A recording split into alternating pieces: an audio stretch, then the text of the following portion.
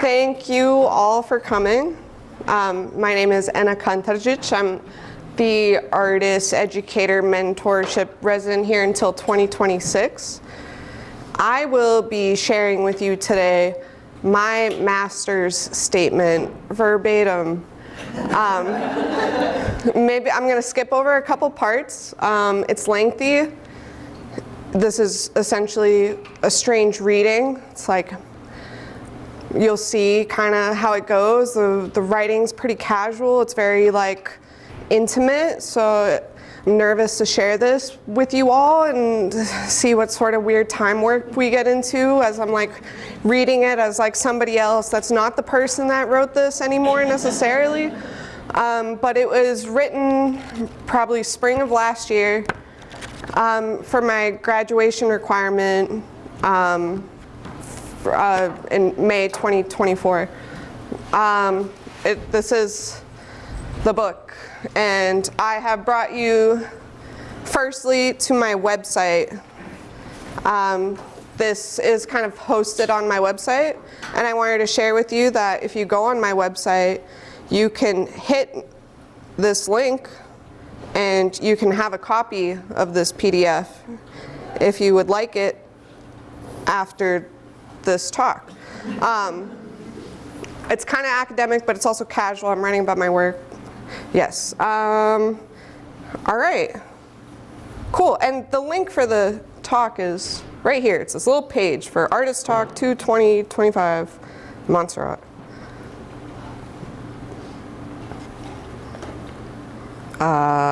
Okay. Here we go. This master's statement is respectfully submitted to Cranbrook Academy of Art as partial fulfillment of the requirements for the degree of Master of Fine Arts. My name is Kantardžić. I was born on September 20th, 1994 in Darmstadt, Germany. In a gay club. Contingency, consequence, concurrent, current, conspire, torque, momentum, my feet put together then apart. The sequence is not hard to follow. It's not hard. I follow. I step to the left, I step to the right, matching the BPM, beats per minute. I hit the playbacks, flick the faders. Light has as much effect as sound in a club, is what I was taught by a legacy of lighting designers in Boston's nightlife. The lights in perfect synchronization with the sound, the dance floor transformed and the body swaying in rhythm. I can anticipate the DJ's transition, each having their different styles and methods. The technology to make the experience, the space, the time became appendage. I was always watching, feeling, and synthesizing through the digital wire. So, do you want to do the dance? How do you move the way you move? Do you think about consequence? Could this all be ephemeral, a field of flowers, the rain, your spotty connection, our lives, scopes, experiences, tragedies, thoughts, feelings, love, hate, a song? Will the sun shine another day? The club will be open again this Wednesday, tomorrow, and tomorrow again. Ideally, a movement happens and then it's gone. The gay club is a time machine. What time is it? Do you even know? Swaying alongside amalgamations of experience condensed as entities, Henri Bergson's notion of la durée is the subjective and chaotic experience of time, one felt in our bodies, an effect of living. A lot of the same faces, some of the new ones. Some people have been here since before I was born. We all know to come here. The gay club is a holy place. The dance floor is for worship. I think we are worshiping ourselves and each other. It might be history happening concurrently. It is so present, yet imbued with ghosts and futures. What remains of the gay club exists outside of time.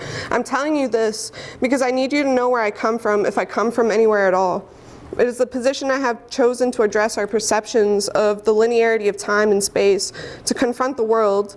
Inspired by working in gay clubs, my work aims to function like the communication that occurs in nightlife, which must be reduced to the essential amidst so much noise. Informed by notions of displacement, my work aspires to make space for being and becoming. I like to begin at the root. Being a body is one of them. Anything else that happens will spiral into itself, trace itself back as glimmers of hope within love, loss, and confusion. Dance with me for a second. After the shift, I never went to a gay club before I started working at one. I never thought who I was fucking mattered. I had to learn to be fine with whatever my body was. I guess growing up with the knowledge of war as a formative memory made me a cynical child. Growing up on the internet pre-platforms made me accept insignificance in a world of a flattened many. Having many surgeries made me not want to choose to alter my body. I would have never entered nightlife had it not been for my labor for the jobs I would do. These positions placed me as nobody.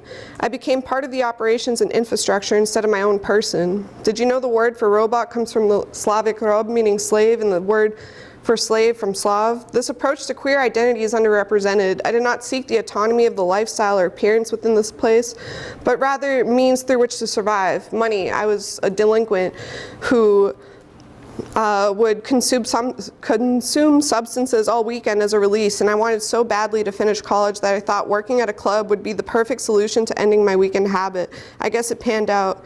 I began working the scene as a bouncer on a team of about 9 people, none of which looked like me. In fact, it was my big, buff, straight male friends from the hood that got me the job. Somehow, a year into it, I snuck my way into the tech department, one day being asked to do the lights. I guess the boss was a lesbian. I think we have to look after our own. This is learned knowledge after spending many years in the place. Anyway, I guess here's my point. Nothing functions without unseen labor. I'm sitting here writing this in Brooklyn with a view of the Manhattan skyline. What do you think of when you think of New York? Is it something like metropolis, arts, culture, Wall Street, celebrities? I can't help but think of all the people who hold the city on their shoulders, the ones who clean, care, and maintain. Maybe the low-income worker is just architecture anyway, material support constantly needed, the lack of which leaves dilapidation. Love is an infrastructure. After the shift can refer to a paradigm, me leaving work, this narrative tangent, and what my practice is trying to do. I'm reading Guillaume Dustin right now, and he just goes on. I wouldn't want to see his social media if he ever had one. I would probably hate it. But I did just read a page where he was writing about the book that I was holding in my hands, how he is so vulnerable. It's so in his head. The readers will love him for being so vulnerable. Okay, so I promise I'll leave it all here. I only really understand vulnerability as a wound to be covered and unveiled.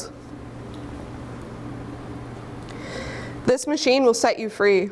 I used to bike home furiously in the early morning from downtown Boston to my spot in the southwest of the city, Rosendale. The phrase comes from a local bike shop's facade. Biking was my primary correspondence with terrain, and I became intimate with it after dark. No cars on the road, nobody on the street. I never wanted to buy a car. I liked propelling myself. The time in my life at the club was important. I saw the city in a way I couldn't while growing up. I felt like I was part of something for the first time, community or whatever, accepted for however I was, as long as I worked hard and did a good job, which I did. I mean, after all, I come from immigrants. We came from nothing. My life was predicated on a survival mode. We came to this country for you. I do all this for you. My mother's sentiments, the foundation for adolescent rebellion and disregard, too much pressure, too much expectation, too much trauma that was transferred through a vaginal canal. Maybe not the vaginal canal, but genes for sure. Freedom is hard to bear. America, the likely place to formulate such predispositions of possibility, but not for everyone. This became extremely pertinent to me growing up. Have you ever hated the world? The gay club was the first world I didn't hate because I thought that its institution was malleable, was tangible, particularly where I was at. Even though sometimes it didn't feel accessible to me as a not gay man, it was good enough for a while. The history of labor from AFAB queer people allowed me to be there. After every shift, after we kicked out all the patrons and cleaned the place up, I'd stay for a drink and we'd share our stories from the night, always then leading into stories from the ancient bartenders and bouncers. They're the ones that keep it holy, the patron saints of the bar, people gravitating towards their favorite bartender, each had their own cult following and loyalty. They're the real archives of the happenings. The gay club is informed by the people in the space. All living, all knowing is intrinsically social. I consider a lot of these people my family now, bound together by this place, these experiences and incidents, music, and the horizontal demarcation of queerness most of us felt. It did matter who we were fucking. It matters who we love. In the club, we make room for you on the dance floor. I could see myself becoming part of the club, becoming stuck in its time warp, part of its architecture.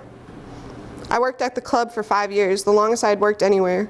Someone proposed to me in the locker room where we had first met. I met so many people with so many different lives. I was spat on, I was kissed. I carried the building on my back, worked in a team. I turned the lights on when it was dark. I made it dark when we needed the drama. I crawled into ceilings and dusted years of dead body cells, countless hours on a ladder. I stole bacon from the kitchen and did cocaine with drag queens in the dressing room. I fell in love more than a few times. I got into some fights. I had my heart broken. I've been so high I couldn't leave the DJ booth. A cyst grew on my foot from an injured tendon, from dancing too much in the same spot, too long, too many days in a row. I cried so much. I laughed probably even more. I didn't want to get stuck. Grief is what propelled me to leave the chamber. When I left, I was the technical manager of productions or something, a big kid job. I made all the AV shit work. I was the only not man on the managerial staff, the youngest of 7. Whenever I come back to visit, it's like nothing changed. It's been almost 3 years since I left. It was not as malleable as I thought it could be.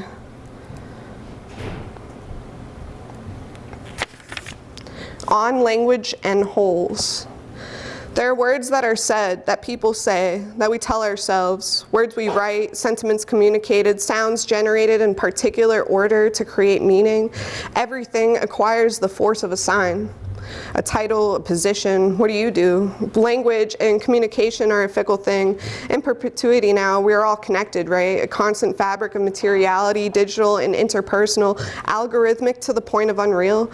I left the club. I was supposed to move to a new city with my fiance, but we broke up. I was devastated. I didn't really understand how one can abandon another so easily. I didn't want to stay at the club. Too much of our lives circulated around it. They're an artist too. We first bonded over our appreciation of Nick Cave sound suits. Cranbrook alum. I didn't have an apartment anymore. I got rid of a lot of my furniture, a lot of my clothes. What would you do in this situation when your life falls apart, but it feels like you only just began to live? Sometimes I joke around and say, the club was like a gay boot camp, gay military. When I say gay, I mean it in like a cultural way, not like a sexual or pornographic way. It's kind of like queer, but a bit different. I think it acknowledges a bit more of the nuance of culture in place, of the consequence that queer colloquially might not hold. It tied me to a culture that existed transnationally, transeconomically. When my life fell apart, I left my job, my homes, my ties to the capitalist machine. I left the United States. Boot camp prepared me to fare for myself, being able to navigate as nobody. I committed to an act of self-displacement. I became nomadic and through placelessness began to write. Language between myself became an integral aspect to maintaining breath. I texted myself and have since accrued about 65,000 words that existed in a cloud and also as a stack of 781 plus pages. Note on texting. We do it with our thumbs, a contemporary form of writing that extends from the Mount of Venus, a topological distinction in our palm. It seems right that I'm texting this now, back at Cranbrook, smoking a cigarette on the stoop of the Saarinen house. Being nomadic forced me to create outside of a studio. I began to work with land and the outdoors, attempting to glitch reality through work. I began to dig holes in the logic of possibility and expectation. Movement became a technology. The liminal spaces my body occupied following me around, everything temporary, always in a bag. Moving and observing, swimming in the undefined yet certain fact that I am alive and I will continue. Displacement as a phenomenon is growing in its perceptibility. Invasions in the world have been eternal, but through our interconnectedness and the speed of information and the proliferation of image, we see it in a different light. Is anyone really from anywhere? My interest in land is rooted in grounding myself in the ground itself.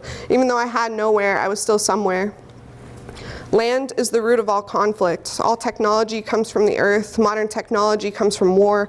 Histories, identities, nationalities have stories of their becoming, their strife. Land is laden with mythologies and explanations. Roots dig down deep, planted. We use this language, and at the same time, I feel like the nature of capitalism uproots us all. What connection do we really have? Yes, our phones are sourced from the land, but it's been an upheaval. My interest in low forms of technology correspond to the high tech, the militarization, the conflict, the death that sustains culture. I believe I have to choose this nothingness, this nowhere, in order to be able to see the world for what it really is. You can too, but if you want, but I think it would put you in a hole. Holes are hard to get out of. If you keep digging, you're still in a hole. Is a hole a place? Sure, it's a space, but what about metaphorically? Do metaphors in their immaterial and abstract sense retain time? Is that a context? Okay, I guess that's where my introduction really ends. What lies ahead may or may not make sense. I don't want to convince you of anything. This is not an argument, but a reflection on the creation of a studio practice of predominantly conceptual means. I guess I'll show you the stuff I made first and what I was thinking about. I think what I've laid out might be good guidance. I'll fill in the gaps. Welcome to my hole, sustained and now broadcast to you from the bubble of Cranbrook Academy of Art from the 4th graduating class of the 4D Design Department. Words are all liars, sweet nothings. I want to be the wind weighted by an axis. History is a document exploited. Utopia exists in the quotidian. Here's my artist statement at the time of this creation.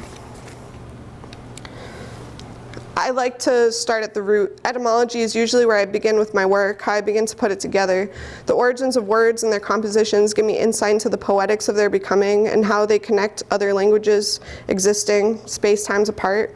This method is inspired by Deleuze and Guattari's concept of the rhizome. The rhizome concept is a multiplicitous, non-hierarchical approach to data representation and interpretation, sans beginning or end. My praxis comes from a linguistic understanding of Latin, English, German, and Bosnian, and the desire to make sense of the physical world as an interconnected plane. My work is a collision of consequences, of temporalities and their materialities. This convergence attempts to analyze the natural and digital world sense of time by way of programming and design, emergent technologies, and land. Through what I call the non-durational, a word that functions like the word queer, a sort of opposition, my work intends to instill endlessness.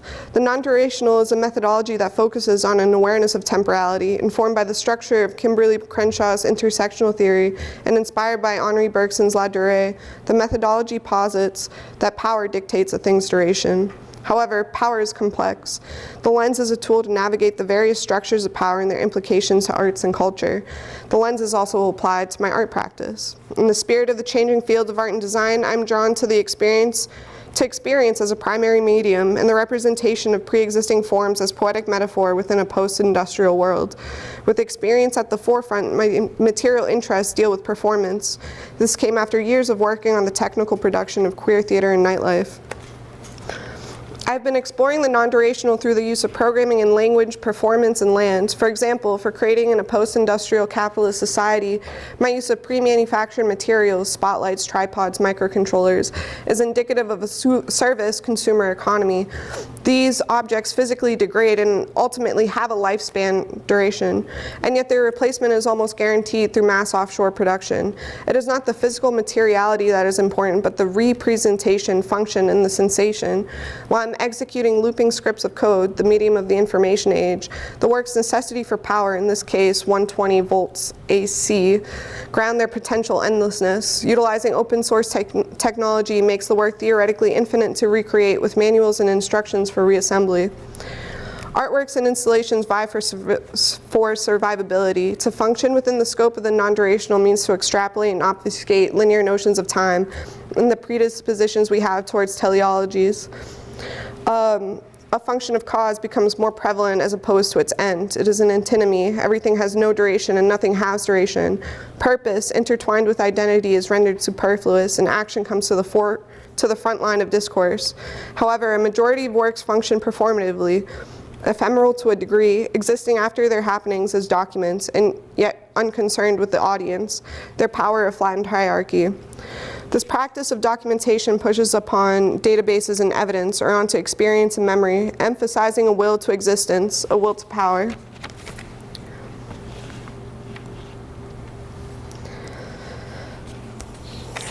Untitled. Could you be a bit taller, big baller? What would you know dancing like that all alone in your corner? I assume you wouldn't be that tall, taking up that space, head so small, but look at what you see. Where's your mind at, shorty? I didn't think I would meet anybody like you. Shine your light through me. Displaced and in a new environment, he is searching. I thought of him dancing alone when I was putting him together. I wanted to be dancing with him, to see him in a crowd, sticking out, but not for any physical reasons. I think we are searching too when we look at him. At least, that's what I want to happen. I think we go to places where he comes from to try and find that. I think circumambulation is a good word. I think the dance floor could be a holy place. I think we have to be vulnerable, and I think he's a bit tipsy. An entity emerges through variability of the loop and through the erratic movement. He speaks 2 languages now, maybe 3. I don't know how much somatics counts for what's happening. I'd be nervous in a new place too. I think he tries to switch code it up. I think compartmentalizing things is boring. I think we can see beyond that. I think he can see beyond that.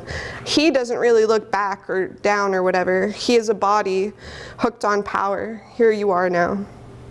Dancing alone endlessly, we all swirl around. Untitled is an exploration of the pre-manufactured as entity, as the inanimate material experiencing existentialism. The work was first shown in September 2022. For 3 days and 3 nights, the work existed when the viewer did not. Yet the site retained the sense of bodies with Versace's The Dreamer wafting about. Machine Gun God is the title of the code written.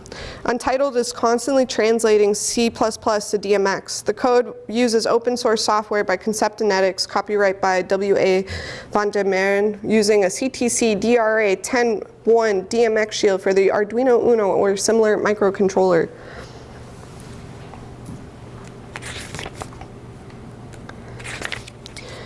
The work was exhibited for the 2024 graduate degree exhibition and received a Purchase Award nomination. For this exhibition, the work also remained on for the entire duration, 1 month. I wanted to create a kinetic and conceptual work that functioned endlessly, like a painting or a sculpture. This was inspired by the instructional works of Felix Gonzalez Torres, Oliver Eliason's Lightworks, the Kaaba, and the photographer Wolfgang Tillmans. I wanted to be back in Berlin alone, in line, dancing to a techno beat. Techno comes from the post-industrial collapse and its structural failings. It is a sonic world building of flattened hierarchies. The body is granulated into sound and light. Disassociation is an affect of queerness, transness, and raving. Rave is a temporary and artificial environment. It steps up constraints and possibilities for one's agencies. It's all about who is coming to co-create the space, who you can gather so it will self-organize. These spaces rely upon spontaneous order.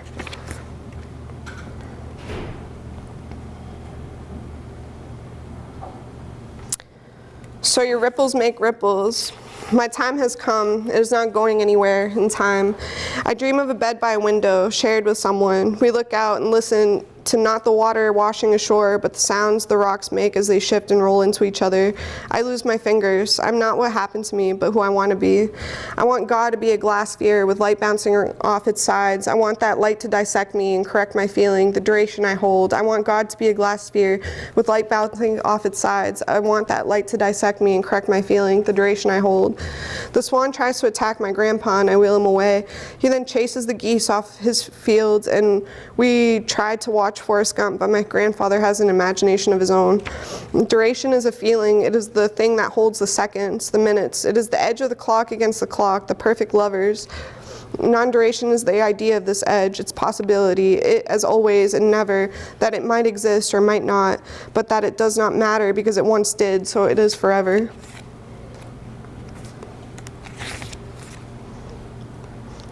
Echo.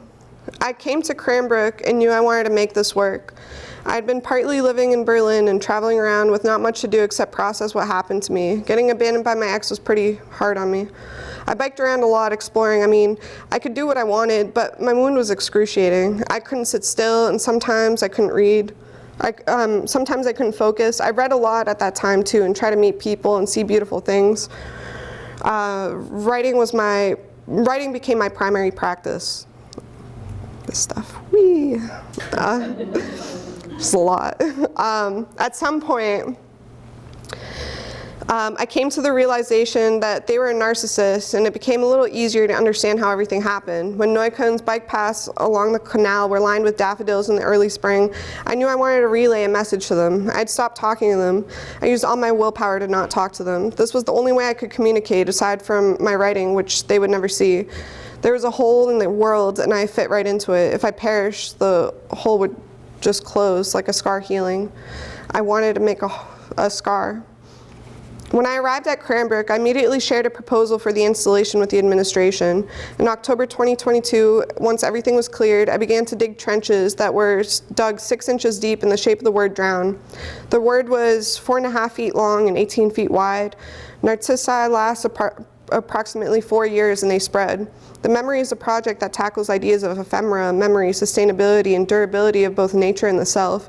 It was me processing grief by corresponding to this new place that I had to live in and exist. Digging holes became a way to breathe. Cultivating the soil and planting the bulbs was a way to transmute my own desire to live. The flowers bloomed around April 15, 2023. The majority of the bulbs bloomed as double daffodils with white petals, known as Narcissus Sweet Desire, or Narcissus My Story. Daffodils are poisonous. They line the river Styx, the boundary between Earth and the underworld. The last flower Persephone picked before she was abducted by Pluto was a narcissus. This was thought to be in the meadows of Enna. This work is an homage to Ovid's story of Narcissus and Echo and the daffodil in that story, which grew out of the Narcissus withering, drowning, entranced by his own image unrecognizable. I'm amused that a thing that will wither will spell out the word drown. Imbued with life, I like that there's a notion of drowning and possibility, that even a painful change like cutting into the earth could turn into something beautiful and prominent. Big enough for the gods to see, this is a tale back to them, reflecting and echoing back the notion of endlessness that could not exist without another, like the sad love story between the demigod and nymph. I had felt tremendous amounts of loss as if this person in my life died. I moved approximately 1,000 pounds of dirt by myself. They were the person I loved most in the world. The work has gone through many transformations, from mounds around the site to embossed snow to weeded over and fenced off. Currently, a new species of grass has been introduced to the site, which will retain the memory of the sculpture. By utilizing living material, by not making anything new, Echo emphasizes the power of the seasons and the sun, blooming and then storing energy for the next season, propagating in the earth. I became the medium for them in the equation, but it could be anyone. The work brings together different points in history. It is antiquity, but it is also a contemporary queer memory and message, a performance of sorts. When I dig into the earth, I'm trying to heal myself, the process becoming close to ritual, a sick animal in a hole, burrowing and dwelling. It is a move towards belonging. I predominantly use an UAV to document the work, a critique on the God's eye view, a new myth. It doesn't help that the narcissist and I developed a mythos of God within our dynamic. They were my God, one that gives and destroys. I had been engulfed in an abusive relationship without knowing it. I did not want to be Echo in the cave, so the echoes rippled into other works. The flowers became light and Echo in memoriam. Echo also inspired projects entitled Echo Artificial and Empty Filled, which were my first forays into the process of documentation as art practice. In German, the word for dream is Traum. I still don't understand why. Maybe it has to do with illusions, like another glitch in the world. Language is a site of change. I made a site of language. Memory and language can be places.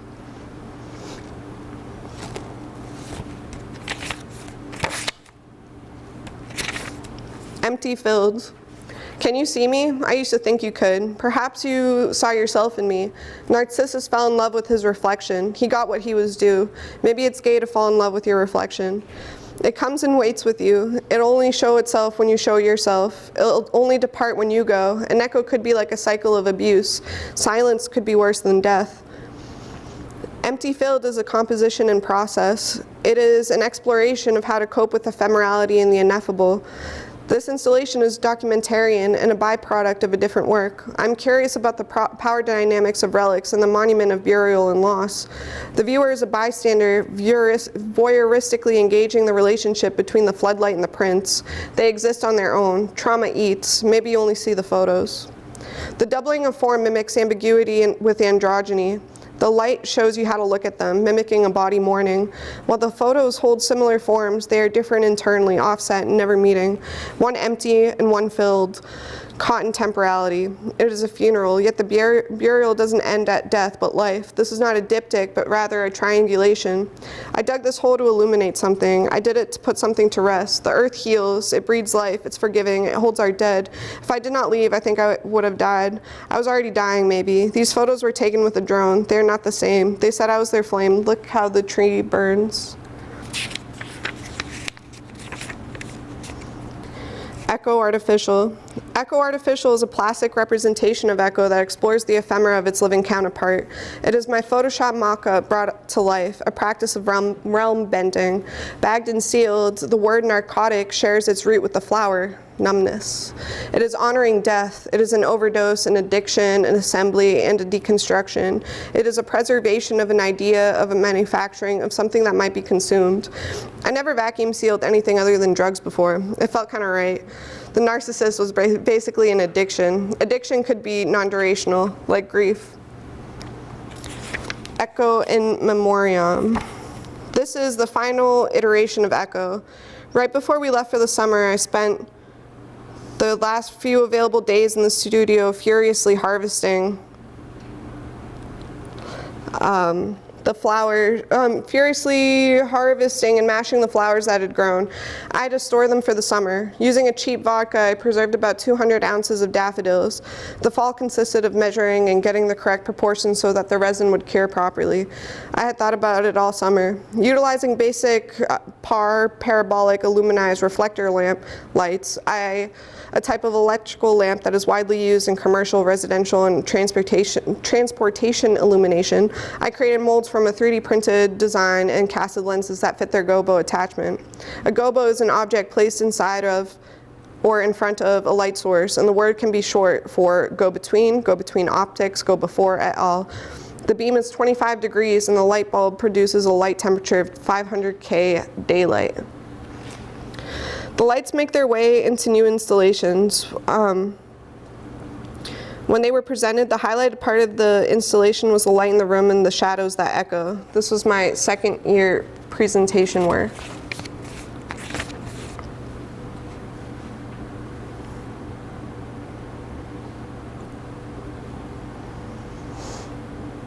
Exile is a hard job. Look at what it does to us. Anti-West, non-West, anti-duration. They tell me they want to play fight me. I will see them soon. I see my pulse in my wrist. Installation, people fucking while draped by red curtain. Performance, a t-shirt only worn when sweating. Workout, wear, repeat, leave hanging, smell, still present, and concoction of liquid mirror and Versace fuming. How to make drowning, die falling, die slowly. This instant has an awful end. This instant has an awful end as a moment expanded, unknown in possibility, maybe like sex. It is the performance object performing. The stage is monumental, a space of potential. When does it end or begin? The memory of a place forever lingering within the walls. Ghosts have no logic. It is an event of an event. It lingers perpetually, perchance, a one-to-one scale of a real stage. It is not purely representation, unreal and real at the same time. It is symbol shedding itself. Gather around now.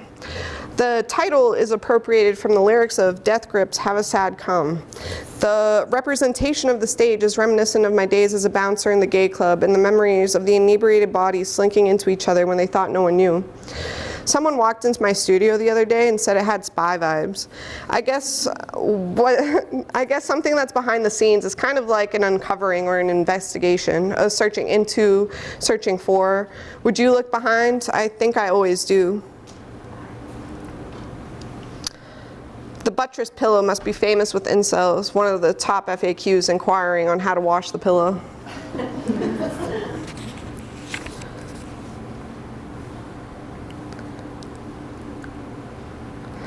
Untitled playback. In my queer space-time, in my hopes and dreams, the performance object is performing. The spotlight is rendered an actor brought out from the unseen darkness of the rafters to center stage. The stage is reimagined. The performance never ends, lingering and not disappearing. This ephemeral nature of the stage expands knowledge of materiality, following traces and glimmers, residues and specks, a kind of evidence of what has transpired, but certainly not the thing itself, and yet a thing on its own. The symbols shed their role of pure representation and take on their own stories, abstracting their material function. Acts, not identities, become the demarcation of the queer space-time. Space-time tells matter how to move, while matter tells space-time how to curve. Utopia is a temporal disorganization, here and now and then and there. The choreography of the light is random or autonomous. It doesn't care if you watch it or not. It looks sexy anyway. A playback is a program function on a lighting console. I created its costume. Maybe think about Britney Spears a little bit. The light was one of 2 lights pulled from Boston's oldest remaining gay clubs. It's the one that works.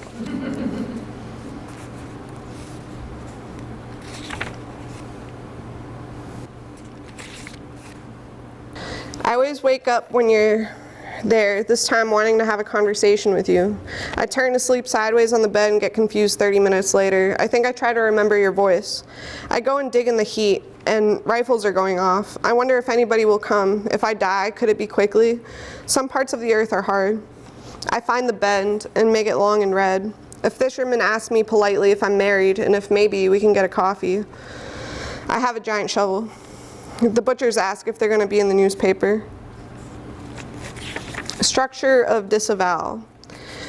For the Cranbrook Academy of Art Student Award season of 2023, I received the Robert C. Larson Award to travel and do a performance-based installation piece in Bosnia and Herzegovina. I created the work in Derventa, Bosnia and Herzegovina, in the city that I'm from but never lived, alongside the river Ukraina. This city was ethnically cleansed of Bosnian Muslims and has become a part of Republika Srpska. Structure of disavowal is a small gesture to the lives of the displaced. Inspired by the stray dogs that grew in population due to the war and their current cleansing, I dug 10 holes and filled them with meat and bones. The fabric is stretched and nailed into the soil. The animals were invited to dig and make their own mark on the red and bloody path. So I went back to Bosnia like the summer before, but this time by walking across the border that is the Sava with my grandmother and uncle. My grandmother is so terrified of heights and can't swim. We came here together from Amsterdam, planning to spend the next 3 months together. It was early June. She sourced the sheer red fabric for me from the Albert Koop Markt ahead of time and packed it away for me to bring. She used to work in the textile factory in Derventa before she got cancer from the chemicals in 1985. I currently find myself working more and more with fabric and textiles, and I wonder if it's genetic, her broken body, a future image of my own. The year before, I sketched out this project with a similar piece of fabric that I was carrying around from my days in Berlin. The following excerpts are pulled from my project proposal. Derventa is a city located in Republika Srpska, in the entity of Bosnia and Herzegovina. It is a city conquered by Bosnian Serb forces during the Bosnian War. It is the city where my family comes from, where I would have been born had my family not been forced to flee. I was born a refugee in 1994, the year of the dog. This proposal is a request for funding and support to go back and make my own impression on the land that I come from, a project in being born, a reverse archaeology.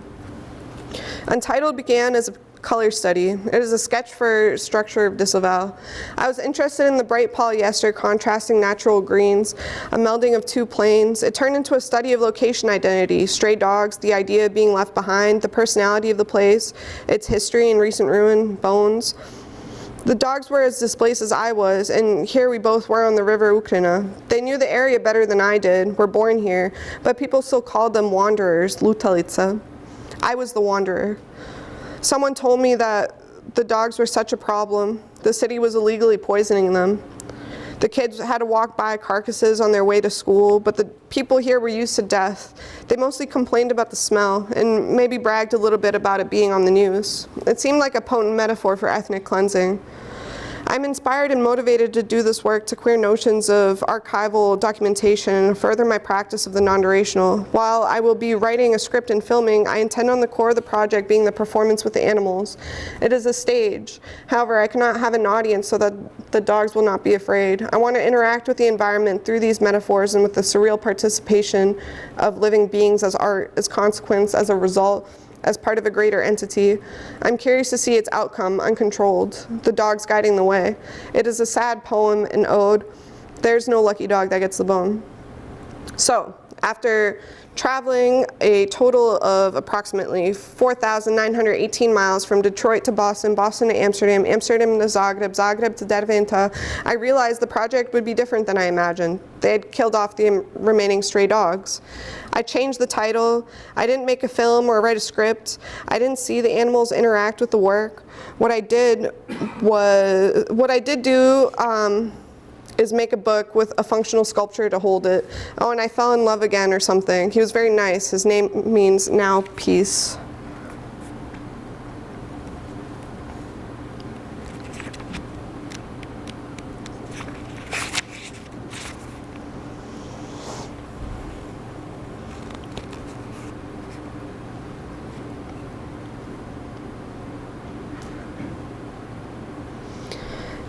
Untitled tethered disavowal.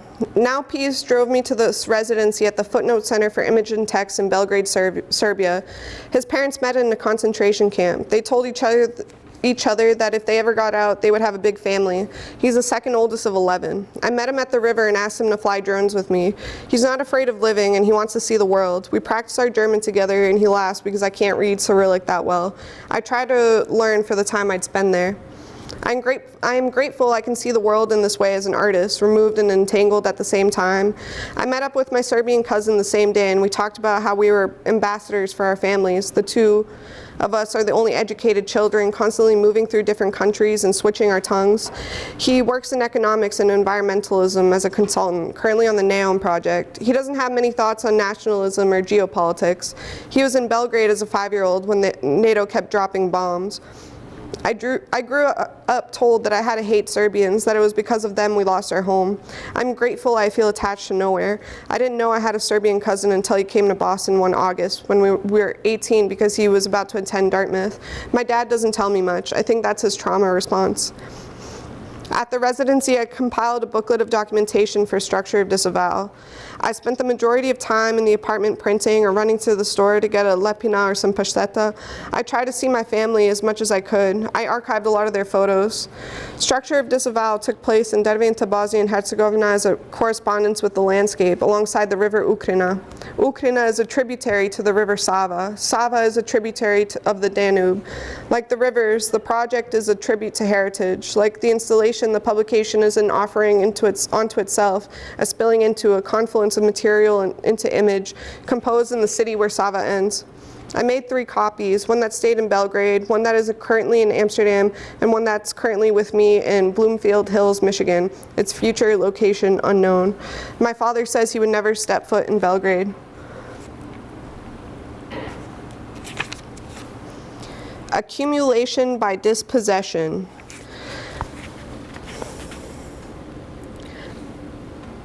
I came back to Cranbrook and wanted to work more formally, letting the material guide me. In our Know Your Tools workshop, an introductory seminar for 4D design, I was tasked with learning to use the Dobot Magician. I decided I wanted to make it a choreography, and after playing with it, I realized I could make a composition from the sound of the motors. I was thinking about our dance with technology, with capitalism, with the machines that are bigger than us ideologically. Inspired by reading works of Harriet Loving, Sean Cuban, and Jussi Parikka, I decided to shroud the technology in an attempt to shift the viewer's paradigm of their entanglement with digital media. A black box as a technological metaphor means that there are observable inputs and outputs, but unseen inner workings. How it works is mysterious to the user. Accumulation comes from the Latin ad, to towards, and pi, q, to swell, also vault, hole. Dispossession is from Latin dis, apart away, pi, podi, powerful lord, and sed, to sit. More and more I feel the enclosure. There's an absence of a shared world marked by extreme subjectivity of experience. I'm stretching a plane using tensions via the border of the space. The deaccelerated steppers echo and hum, creating a meditative composition as a result of the looping and unvariable choreography. The robot arm doesn't have a hand. Mutilation of one's hand usually is a punishment for theft. This began as a formal study to bridge my natural work with machinic work by using the method of covering the robot like I might cover organic materials, meat, bone, seeds. The robot danced in 8-hour shifts over a work week. I can't sleep.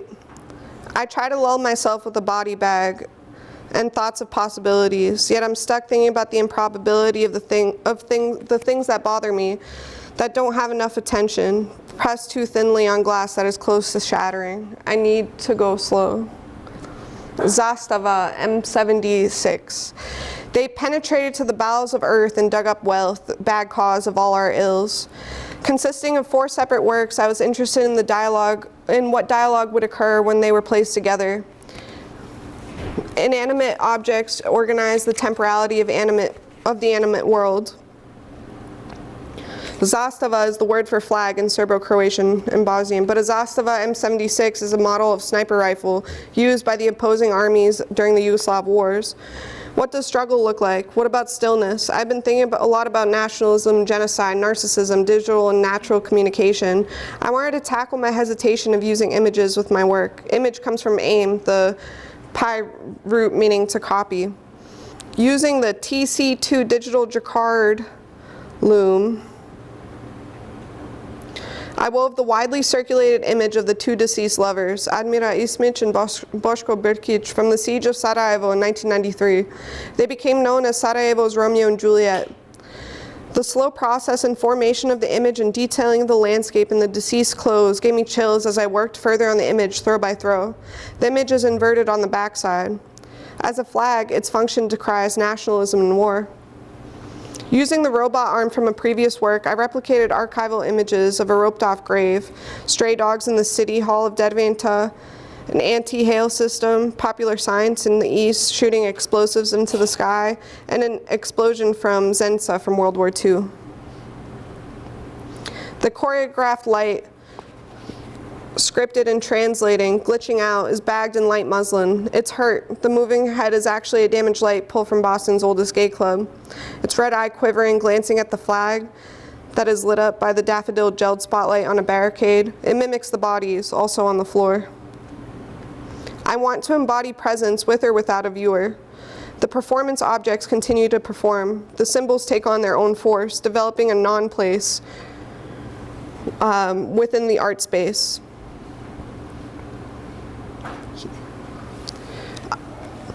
A non-place is the displaced space-time of a culture, space that cannot be defined as relational or historical or concerned with identity will be a non-place. Supermodernity, the overabundance of events, spatial overabundance, and the individualization of references define this age, according to Auge, creates these places, which become places of memory. A non-place is not completed, just as the non-durational does not have a defined beginning or end. This installation is a real measure of our time. I can't stop thinking about fascism being described as technological warfare, as art.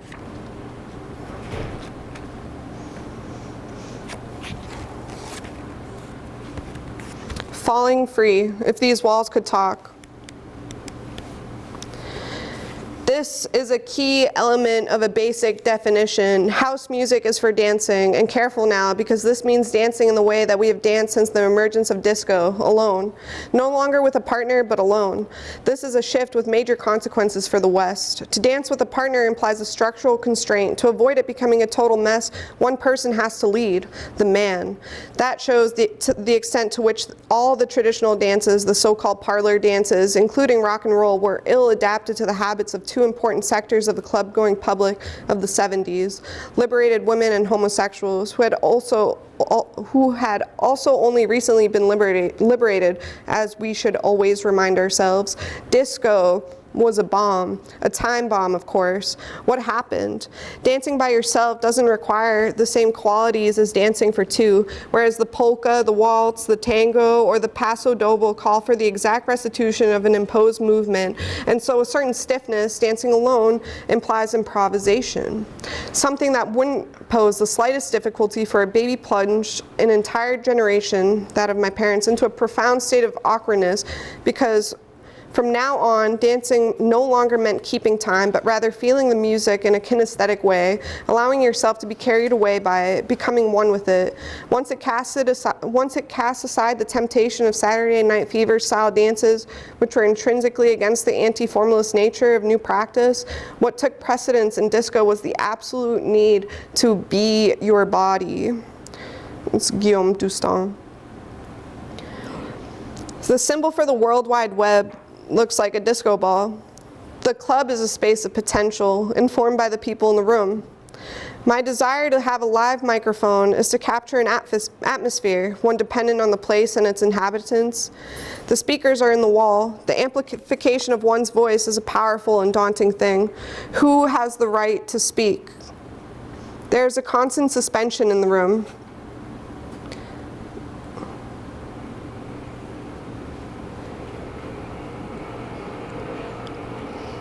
The meat hooks hanging, holding each other. It can spin if you touch it a little. The handmade elements are the level set for the audio, the repainted boom stand, the color of the lights, the wiring for the light, and the hole drilled for the XLR cable that is going through the wall. The curtain rail was rescued and treated, grinded down and lightly polished. I guess I assembled a variety of rigging solutions. The space really dictated my decisions with the composition of the work. I had to use the pre-existing structures in the space to define the experience. The curtain is attached to a strut holding the water pipes. The ceiling is entirely cemented, making it nearly impossible for me to decide where something will go. The disco ball hangs by all the Ethernet. I just deinstalled this the night before, about 23 hours before I'm writing the sentence. I have not fully processed it yet. There's a lot about being and becoming, about performance, about architectures and their histories. It's waiting, or it has begun, or it has ended. All of these things at once and none at the same time. I think it's a good installation to leave Cranbrook on, the disco ball I had found there once upon a time anyway. Maybe this is another example of reverse archaeology. I was just interested in being a body and what that might leave behind, unfulfilled to a certain extent, but not eager to be fulfilled either. Possibility is potential. The void is to be protected.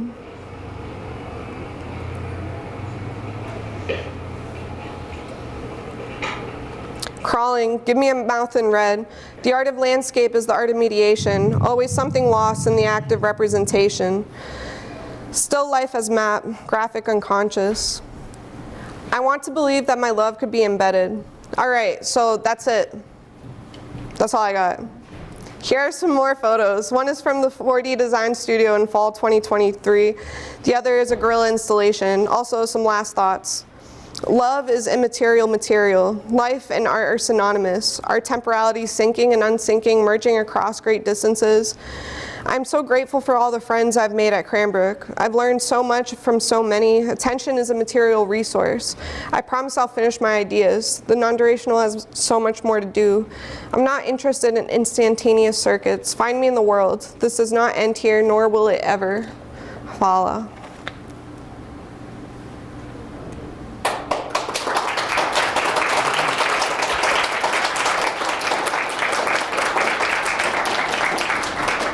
And it's 12 o'clock, but I'll take some questions if some of you are sticking around. And thank you for bearing with me for that long thing. Yeah, Paul? It's probably an easy question for you, but I was just wondering about so when you're giving an artist talk like this, and it's kind of it's a performance, you know, it's a different kind of form than the actual experience of being there. And so I'm wondering, like, as an artist who's making these experiences that people visit, like, how, for you, like, how important is it for the person experiencing it to understand all the research and the ideas that you had embedded in the work? It's something I get asked a lot. I'm trying not to use so much language in my work, but like will rely on didactics that might be standardly found in an art space. For example, with this, there was no language at all. It was just an open door that people had to kind of like go down an alley and into the space. It was mostly word of mouth that I informed people that this was happening. And it was, you know, on until it was not. So people kind of just have their own experiences with it. Bye. Thank you. Yeah. But I like people having their own thoughts. Okay. And then I'll write, and if people want to read it, sure. Yeah. Did you have a question up front? What'd you? I was gonna ask, code, the coding element in your work. I thought was really interesting. That's something you learned while you were working with lighting at the club, right? I just picked it up out of necessity. Really? Yeah. Yes. I taught myself. At the club, they use a different sort of protocol that's not like standard coding. Yeah. It's programming, but it's not coding. So you learned it for art? Yeah. Yes. And I like thinking of code as language as well, because it shapes so much of our worlds. So I included it in the book in that way. And I forgot to mention, I designed the book, and part of this was me showing you my sick graphic design skills. It's very plain, but it fits in a pocket. I'm not going to demonstrate because I feel like I'm nervous and will mess up. But yeah, and even design was just something that, through doing it, you just get better. And you know what's really nice about coding is if you're on something like Google Chrome, you can just view page source and wow, look at all this code. So I even coded this web page for the talk. Yeah, but you can do this with any website, code is kind of right there for you. Especially, when we're on the internet. Does anybody else have any questions? Yeah, Katie? In terms of, at least from what I understand of your process of this whole final presentation, it feels like each of these projects came to you and you saw them to completion, or whatever was capable to be completion for the moment, and then you wrote this book and statement to accompany it.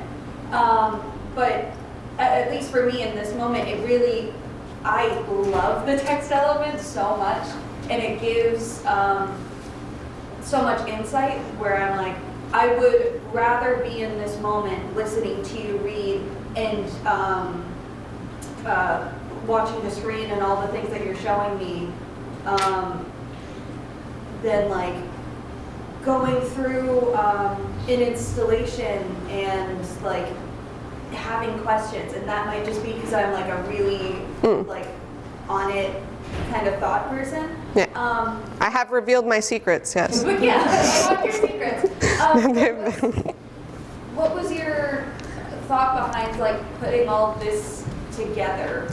So it was at Cranbrook, in most grad school MFA programs, you get about 2 years, sometimes 3, to you're in school for 2 or 3 years, and it's usually working on a senior thesis project, but bigger than that. So this is my thesis. So this book lives in the basement of the Cranbrook Library in an archive room with all the other graduates that have ever graduated, and I decided to read it to y'all but nobody would ever expect that somebody's going to go down there and read this book from grad school. Nobody thinks that. So it was work I was making for school. Yeah. And then I had to write about it. But I typically write about my work because I process things linguistically. Yeah, I was just going to say, it feels like so much more of a complete experience with the text. Yeah. At least for me. And I think a lot of the time, a lot of my references and a lot of my inspirations or the creative community that I find for myself, especially when I was nomadic and kind of mostly by myself, was books and other authors and reading queer authors and reading tons of auto fiction. So I kind of wanted to communicate in that way too with this master's statement. So it was also thinking of how would I write something to a friend or something.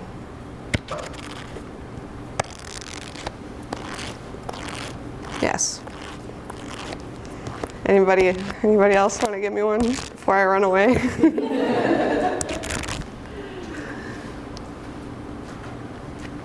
It's, I said this before. Not F. The book is on my website under artifacts. These are tabs. All the work is on my website. Even this talk is right here on this page button. But it's right here, the PDF. But there's also a link for it if somebody wants a physical copy. The price of it is just the cost of production. Which is kind of expensive, but it's kind of nice. I don't know. You don't have to buy. I'm saying I'm not making any money off of it. That's what I'm telling you. It's just like a warning. I'm not making any money, and also don't give me money. And also, if you haven't noticed, I love to remove myself from my work, so this is like really scary for me. I don't like being there. I don't film myself doing these things. The thing I showed in the beginning is a 144-foot trench where I moved 20,000 pounds of earth by myself. And I did not film myself doing that at all. I would never want to. But I have this cool video right now instead, and they're growing right now, and I'm gonna harvest them in May. Yes, so there are more to come. It was great, and the voice in it was wonderful. Oh, thank you. Thank you.